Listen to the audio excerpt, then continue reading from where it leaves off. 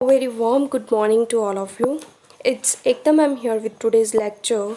So today we are going to discuss importance or advantages of marketing. The importance or advantages of marketing are broadly grouped into following categories. First is importance to business, second is importance to consumer, third is importance to society, and last is importance to nation.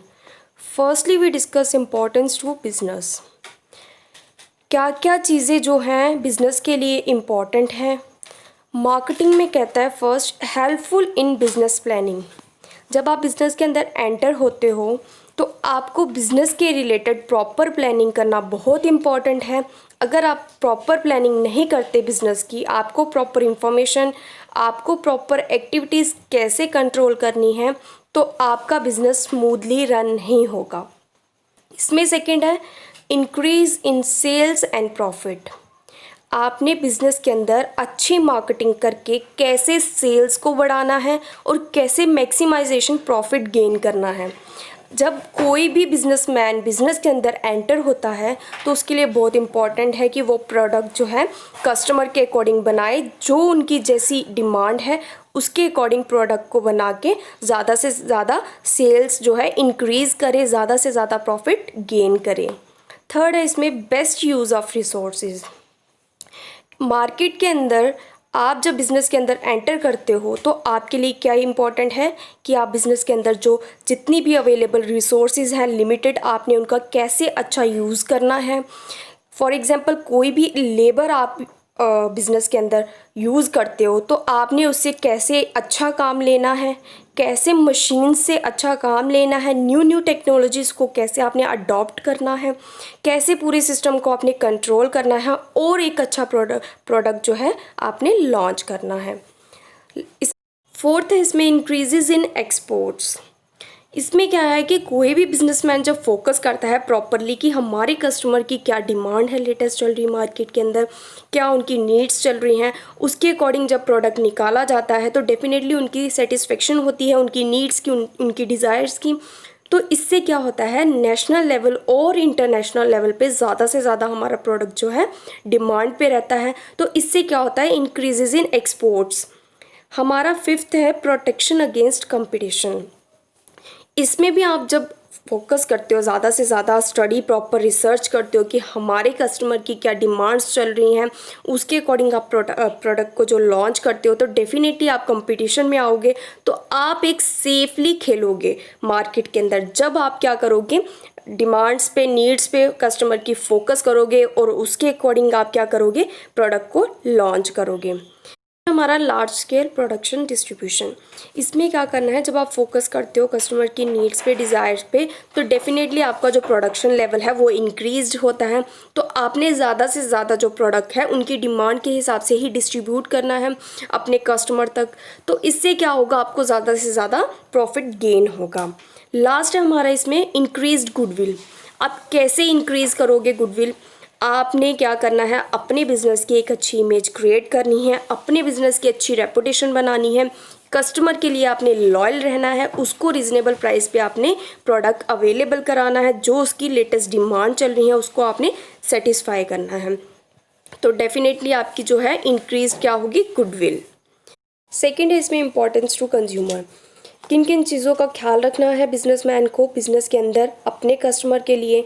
First है इसमें consumer satisfaction. जैसे कि मैंने already discuss किया है कि आपको बहुत इंपॉर्टेंट है कि अपने कस्टमर की लेटेस्ट डिमांड और डिज़ायर पे फोकस करना है, प्रॉपरली स्टडी करनी है, देन उसके बाद आपने प्रोडक्ट जो है लॉन्च करना है, तो डेफिनेटली आपका कस्टमर जो है सेटिस्फाइड होगा।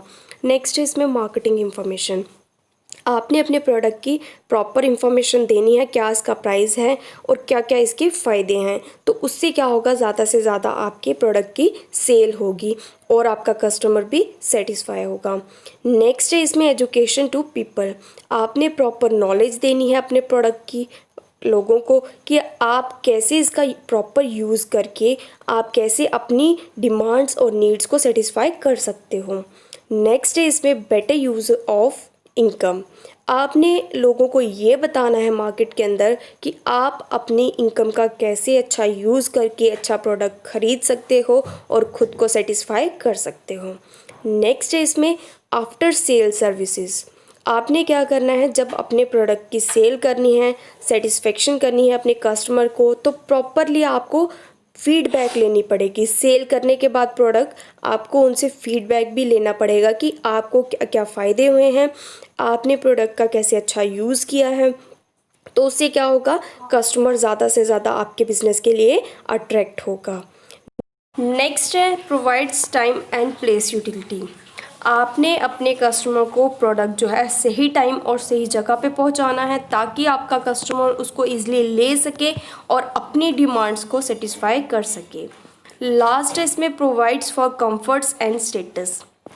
आप अपने कस्टमर को ऐसा प्रोडक्ट जो है प्रोवाइड कराएं ताकि वो उसको कंफर्ट फील करा सके और उसका स्टैंडर्ड ऑफ लिविंग जो है उसको हाई कर सके। थर्ड है इसमें इम्पोर्टेंस टू सोसाइटी। मार्केटिंग किन किन चीज़ों में हेल्प करती है सोसाइटी की। फर्स्ट है इसमें improvement in standard of living. Market जब एक अच्छा प्रोडक्ट लॉन्च करेगी according to their customer needs, तो डेफिनेटली लोगों की जो डिमांड्स पूरी होंगी, सेटिस्फेक्शन होगी उनको प्रॉपरली, तो उनका स्टैंडर्ड ऑफ लिविंग जो है हाई होगा, इम्प्रूव होगा। नेक्स्ट है इसमें क्रिएट्स एम्प्लॉयमेंट अपॉर्चुनिटी। आप क्या करोगे, ज़्यादा से ज़्यादा लोगों को एम्प्लॉयमेंट प्रोवाइड करोगे, उनको जॉब्स प्रोवाइड करोगे ताकि वो अपना काम कर सकें अच्छे से बिज़नेस के अंदर और इंडिपेंडेंटली कुछ कमा सके, अर्निंग कर सकें। नेक्स्ट इसमें regular supply of goods and services. आपने क्या करना है, जब आप रेगुलर सप्लाई करते हो चीज़ों की, अच्छे अच्छे प्रोडक्ट जो है लॉन्च कर रहे हो और लोगों को उनका स्टैंडर्ड ऑफ लिविंग अच्छा कर रहे हो, इम्प्रूव कर रहे हो, उनको चीज़ें अच्छे से टाइम पे अच्छी जगह पे प्रोवाइड कर रहे हो, तो डेफिनेटली आपको भी अर्निंग होगी और सोसाइटी भी आपकी सेटिस्फाई रहेगी। लास्ट है इसमें इंश्योर सोशल चेंजेस। मार्केट के अंदर काफ़ी सारी ऐसी नीड्स, डिज़ायर जो है सोसाइटी की चेंज होती रहती हैं टाइम के अकॉर्डिंग। तो बिजनेसमैन को क्या करना होता है, ध्यान रखना पड़ता है, प्रॉपर स्टडी करनी पड़ती है, रिसर्च करनी पड़ती है कि फ़िलहाल कौन सी डिमांड जो है लेटेस्ट चल रही है, उसी के अकॉर्डिंग जो है उनको गुड्स एंड सर्विसेज प्रोवाइड की जाती हैं। तो आपकी सोसाइटी डेफिनेटली क्या होगी, सेटिस्फाइड होगी। We have importance to nation.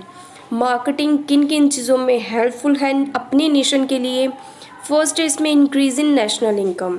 जब कोई भी बिज़नेस अच्छा चलता है, प्रॉफिट गेन करता है ज़्यादा से ज़्यादा, तो वो उससे क्या होता है, हमारी नेशनल इनकम जो है इंक्रीज़ होती है। तो डेफिनेटली क्या होगी, हमारी इकोनॉमिक ग्रोथ होगी हमारी कंट्री की। सेकेंड है इसमें इंडस्ट्रियल डेवलपमेंट। जब भी हमारी डिमांड और सप्लाई जो है बढ़ती जाती है, तो हम क्या करते हैं, डिमांड के हिसाब से अपना प्रोडक्शन लेवल और प्रोडक्टिविटी को ज़्यादा से ज़्यादा इंक्रीज़ करते हैं और ज़्यादा से ज़्यादा उसको सप्लाई करते हैं। तो डेफिनेटली बिज़नेस को भी प्रॉफिट होता है इंडस्ट्रियल लेवल पे, और हमारी कंट्री को भी जो है ज़्यादा से ज़्यादा प्रॉफिट होता है। नेक्स्ट है balance in demand and supply. आपने कैसे मेंटेन करना है डिमांड और सप्लाई को, कि जिस हिसाब से डिमांड्स आ रही हैं कस्टमर की नीड्स और डिज़ायर को ध्यान में रखते हुए, उसी के अकॉर्डिंग हमने क्या करना है, सप्लाई करनी है और प्रॉपर कंट्रोल बनाना है डिमांड को लेके और सप्लाई को लेके, ताकि हमें भी प्रॉफिट हो और हमारा कस्टमर भी जो सेटिस्फाई हो। और ज़्यादा से ज़्यादा क्या होगा, नेशनल लेवल और इंटरनेशनल लेवल पे जब हमारी डिमांड्स जो है इंक्रीज़ होती हैं, तो उसी के अकॉर्डिंग जो है हमें प्रोडक्शन लेवल इंक्रीज़ करना पड़ता है और उनकी डिमांड्स को सप्लाई करना पड़ता है। तो उससे क्या होता है, हमारी कंट्री को ज़्यादा से ज़्यादा क्या होता है, फ़ायदा होता है। Next is development of agriculture. Agriculture की डेवलपमेंट और ग्रोथ के पीछे काफ़ी इम्पोर्टेंट रोल रहा है मार्केटिंग का। काफ़ी सारी ऐसी इकोनॉमिक ग्रोथ भी दी है मार्केटिंग ने। And last we have earning foreign exchanges. जब हम इंटरनेशनल लेवल पे हम क्या करेंगे, सप्लाई करेंगे गुड्स एंड सर्विसेज, तो डेफिनेटली हमें क्या होगा, अर्न होगा वैल्यूएबल फॉरेन करेंसी। तो उससे हम प्रॉफिट ज़्यादा से ज़्यादा गेन कर सकेंगे और अपनी कंट्री को एक इकोनॉमिक डेवलपमेंट देंगे, इकोनॉमिक ग्रोथ दे सकेंगे। इतना क्लियर है। Next we have marketing process. Marketing process involves ways that value can be created for the customers to satisfy their needs. कहता है कि मार्केटिंग एक ऐसा प्रोसेस है जो सबसे ज़्यादा वैल्यू करता है अपने कस्टमर की।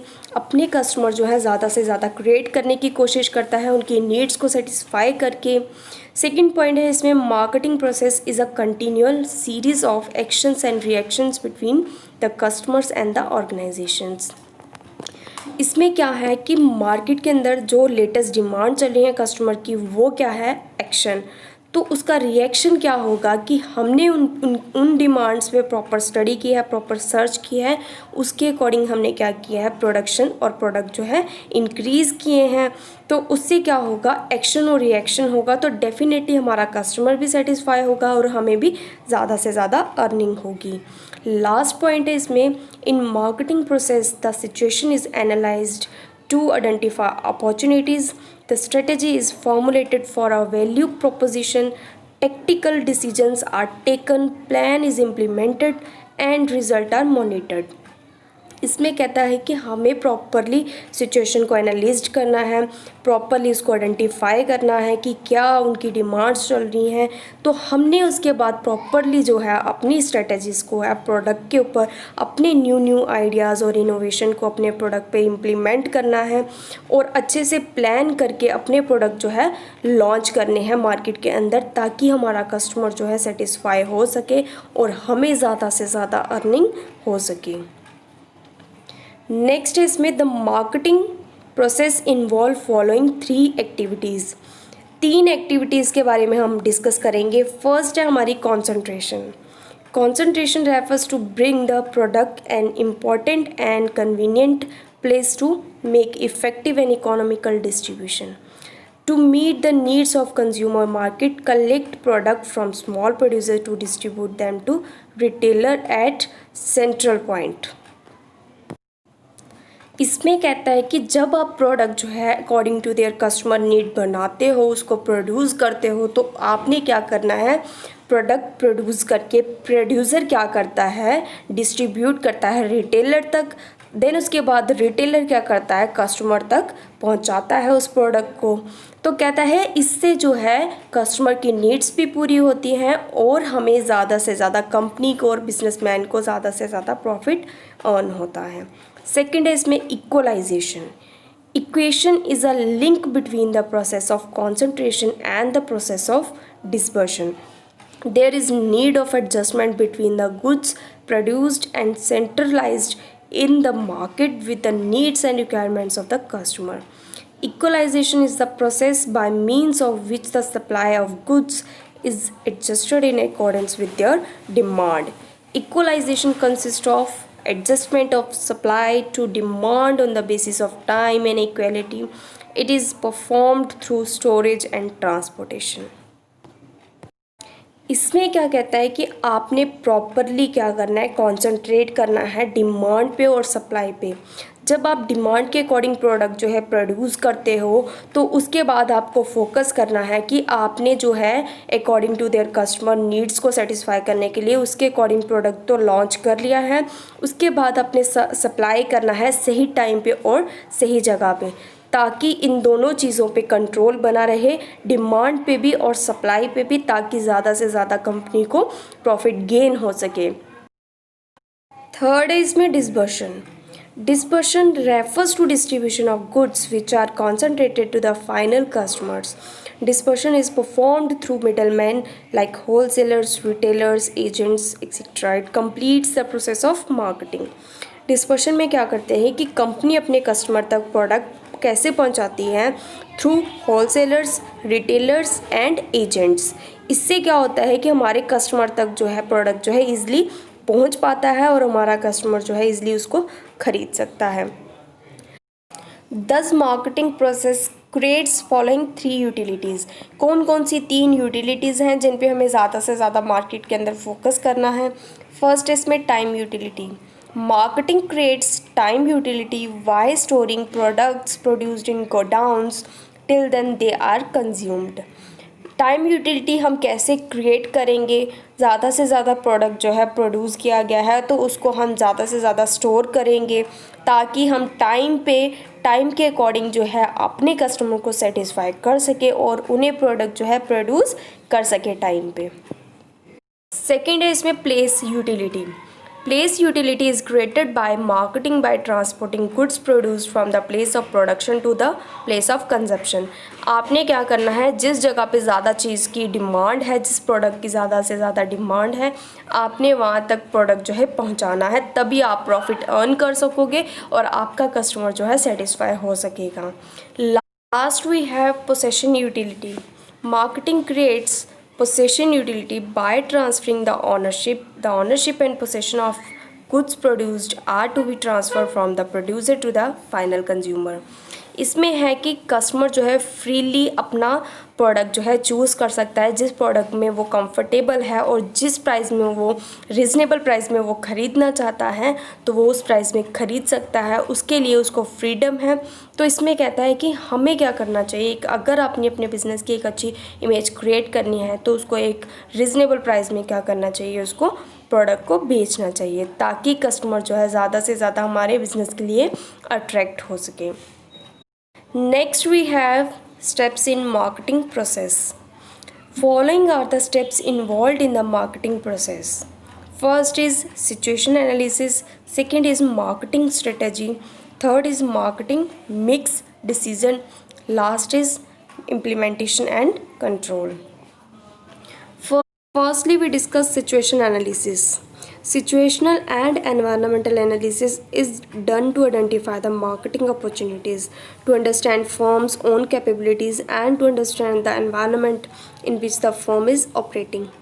एंटरप्रेन्योर क्या करता है कि प्रॉपर जो सिचुएशन चेंज हो रही है मार्केट के अंदर उस पर प्रॉपरली स्टडी करेगा, प्रॉपरली पूरे एनवायरनमेंट पे एनालिसिस किया जाता है कि हम कहाँ मार्केट के अंदर स्टैंड करते हैं, खुद की कैपेबिलिटीज़ पे प्रॉपरली सर्च करता है, उसको एनालिसिस करता है कि हम क्या अच्छा कर सकते हैं, किन चीज़ों के लिए हम कैपेबल हैं, ताकि हम कुछ अच्छा परफॉर्म कर सकें मार्केट के अंदर और ज़्यादा से ज़्यादा जो हमारे कस्टमर की नीड्स हैं, डिज़ायर्स हैं, उनको हम पूरा कर सकते हैं. उन पे प्रॉपरली क्या किया जाता है, उनकी डिमांड्स पे स्टडी की जाती है. 5 C's analysis: company, customers, competitors, collaborators, climate, represent the internal situation. In 5 C's पे क्या किया जाता है, प्रॉपरली आइडेंटिफिकेशन की जाती है, एनालिसिस प्रॉपरली किया जाता है. सबसे पहले कंपनी पे कि हमारी खुद की क्या ज़रूरतें हैं, हमने ज़्यादा से ज़्यादा प्रॉफिट गेन करना है. देन उसके बाद कस्टमर की क्या लेटेस्ट डिमांड चल रही है, उनको फुलफ़िल करना है. उसके बाद कंपटीटर, मार्केट के अंदर काफ़ी सारे ऐसे कंपटीटर्स हैं, उनसे हमने कैसे कम्पीट करना है, क्या क्या चीज़ों को हमें फेस करना पड़ सकेगा फ्यूचर में, तो उन पे प्रॉपरली एनालिसिस किया जाता है. उसके बाद कोलैबोरेटेड, अगर आप किसी कंपनी के साथ जॉइंटली काम कर रहे हो तो आपको ये भी ख्याल रखना है कि हमारी वजह से दूसरी कंपनी जो है डूब ना जाए, हम अच्छे से अपना काम कर सकें ताकि हम ज़्यादा से ज़्यादा प्रॉफिट गेन करें. उसके बाद आपको क्लाइमेट का भी ध्यान रखना है कि प्रोडक्ट जो है सीज़न के अकॉर्डिंग जो है डिमांड पे जो प्रोडक्ट है सीज़न के अकॉर्डिंग उसको क्या करना है, अपने ज़्यादा से ज़्यादा प्रोवाइड करना है अपने कस्टमर तक. उसके बाद कहते हैं paste analysis for macro environmental, political, economical, societal and technological factors. Properly study की जाती है पॉलिटिकल बेसिस पे. उसके बाद इकोनॉमिक, ताकि आप ज़्यादा से ज़्यादा अपनी कंट्री को इकोनॉमिक ग्रोथ दे सको. सोसाइटल, ताकि आप अपनी सोसाइटी को अच्छा लिविंग ऑफ स्टैंडर्ड जो है दे सको, उनकी जो है डिमांड्स को फुलफ़िल कर सको. आपने टेक्नोलॉजी फैक्टर का भी ध्यान रखना है कि ज़्यादा से ज़्यादा नई नई जो तकनीकें हैं कैसे हमने अपनानी है. उसके बाद है स्वॉट analysis, strength, weaknesses, opportunities and threats. आपने ये चीज़ों का ख्याल रखना है बिज़नेस के अंदर कि अपनी स्ट्रेंथ को ज़्यादा से ज़्यादा बढ़ाना है ताकि आप अच्छा परफॉर्म कर सको. अपनी वीकनेसेस पे प्रॉपरली स्टडी करनी है कि हमारी क्या वीकनेस है उसको कन्वर्ट करना है अपनी अच्छी स्ट्रेंथ में. उसके बाद क्या क्या चीज़ें जो हैं, नई नई चीज़ें जो है, अपॉर्चुनिटीज़ जो आपको मिल रही हैं उनको कैसे आपने प्रॉपरली अडॉप्ट करना है, उस पर प्रॉपरली एनालिसिस करना है. उसके बाद थ्रेट्स, आपने अपने कंपटीटर से कैसे प्रॉपरली compete करके एक स्टिफ कंपटीशन उनको दे के प्रॉपरली मार्केट के अंदर आपने कैसे प्रॉफिट जो है गेन करना है. इतना क्लियर है. नेक्स्ट है हमारा marketing strategy.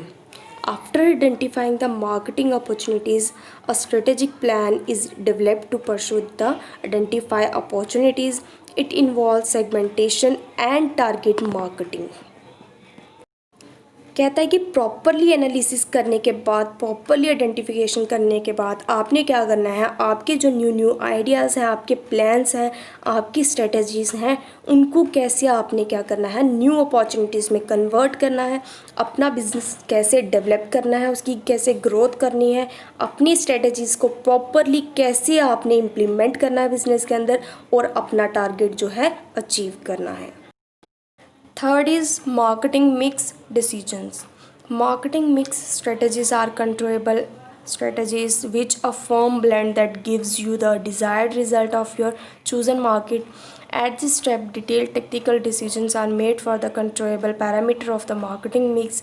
It include 4 P's: product development decisions, product pricing decisions, product placement decision, and product promotional decisions. कहता है कि इस स्टेज में ज़्यादा से ज़्यादा हमें क्या फोकस करना होता है मार्केट के अंदर, कि हम डिसीजन जो है प्रॉपरली ले सके, चीज़ों पे प्रॉपर कंट्रोल बन सके, किन किन चीज़ों के बारे में हम प्रॉपरली डिसीजन ले सकें। इसमें कहता है कि प्रोडक्ट डेवलपमेंट डिसीजन, कि हमने प्रोडक्ट में क्या क्या जो है डेवलपमेंट लानी है according to their customer needs, जिनसे हमें ज़्यादा से ज़्यादा क्या हो, प्रॉफिट गेन हो। हमारा प्रोडक्ट जो है एक इफ़ेक्टिव होना चाहिए ताकि हमारा कस्टमर जो है सेटिस्फाई हो सके, और उन चेंजेस के बारे में हमने क्या अच्छे डिसीजन लेने हैं उसके बारे में हमारा प्रॉपर जो है डिसीजन, एक अच्छा डिसीजन होना बहुत इम्पॉर्टेंट है ताकि हम जो है डिसीजन को अच्छे से इम्प्लीमेंट कर सकें अपने प्रोडक्ट पे। सेकंड इसमें प्रोडक्ट प्राइसिंग डिसीजन, हमें उन रीज़नेबल प्राइसेस में जो है प्रमोट करना है प्रोडक्ट, उन रीज़नेबल प्राइसेस पे जो है प्रोडक्ट जो है लॉन्च करना है और ज़्यादा से ज़्यादा प्रोवाइड करना है कस्टमर को, ताकि हमारा कस्टमर जो है ईज़िली उस प्रोडक्ट को ले सके एट अ रीज़नेबल प्राइसेस। इसमें थर्ड है प्रोडक्ट प्लेसमेंट डिसीजंस, हमने क्या करना है, प्रोडक्ट जो है उस जगह पे ज़्यादा से ज़्यादा प्रमोट करना है जिस जगह पे हमारे प्रोडक्ट की ज़्यादा से ज़्यादा डिमांड इंक्रीज़ है, हमने उस जगह पे ज़्यादा से ज़्यादा प्रोडक्ट जो है अवेलेबल कराने हैं ताकि हमारा कस्टमर जो है सेटिस्फाई हो सके।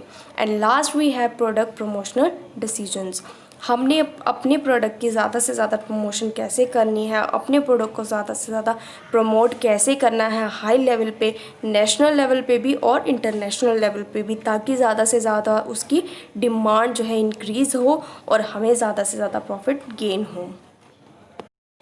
Last we have implementation and control. Finally, the marketing plan is implemented and the result of marketing efforts are monitored to adjust the marketing mix according to the market changes. इसमें है कि हमने properly अपने new ideas, अपनी new innovations, हमने हमारे जो plans हैं किए हुए उनको प्रॉपरली कैसे बिज़नेस के ऊपर इम्प्लीमेंट करना है, अपने प्रोडक्ट के ऊपर कैसे इम्प्लीमेंट करना है, लागू कैसे करना है, ताकि हम प्रॉपरली कंट्रोल बनाए रखें। प्रॉपरली कंट्रोल तभी होगा जब चीज़ें प्रॉपरली असेंबल होंगी, प्रॉपरली डिसीजन लिए हुए होंगे प्रोडक्ट के रिगार्डिंग, ताकि हम ज़्यादा से ज़्यादा प्रोडक्ट जो है जिसकी ज़्यादा से ज़्यादा डिमांड है उसको प्रॉपरली प्रोवाइड कर सकें अपने कस्टमर तक, उनकी नीड्स और डिमांड्स को हम पूरा कर सकें। इससे क्या होगा, हमने जो चीज़ें इम्प्लीमेंटेशन की हैं और हमारे प्रॉपर कंट्रोल से क्या होगा, ज़्यादा से ज़्यादा हमें प्रॉफिट गेन होगा और हमारी जो कस्टमर की डिमांड्स हैं वो सेटिस्फाइड होंगी। So next we discuss long, short and very short answer type question in the next video lecture. Have a great day.